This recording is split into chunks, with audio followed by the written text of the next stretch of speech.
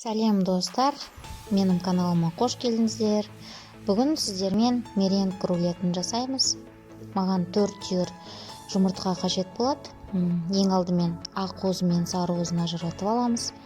Ақ уызымыз салатын ыдысымыз құрғақ болған жөн, пенчегіміз де құрғақ болған жөн. Ылғал болған жағдайда біздің меренг рулетіміз шықпайды. Себебі ақ уызымыз көтерілмей қалады.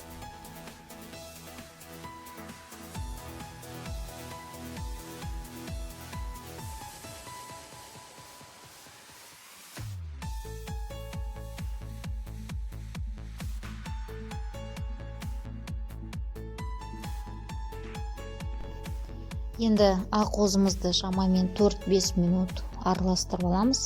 5 минут өткеннен кейін жылдамдығын арттырып отырсаңыз болады. Енді бізде өз формасын сақтайтын пена болып шығуы қажет. Оған бір ас қасық картоп крахмалын қосамыз. Жүгері крахмалын қоссаңыздар да болады. Енді тағы да 5-6 минут араластырып аламыз.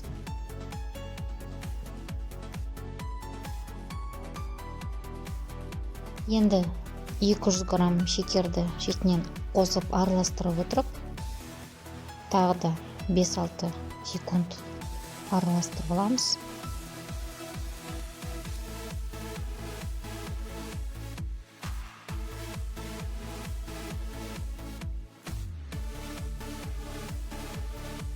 Енді бізде өз формасын сақтайтын біркелкі масса болып шықты. Оны біз пергамент қағазына, тефлон қағазына біркелкі етіп жайып аламыз. Оны да алдын ала дайын тұрған 150 градустық пеште 30-40 минут беті қызарғанша пісіріп аламыз. Енді кремімізді дайындаймыз. 33-35% глегейді 2 ас қасық қант ұнтағына араластырып, жақсылап шайқап аламыз.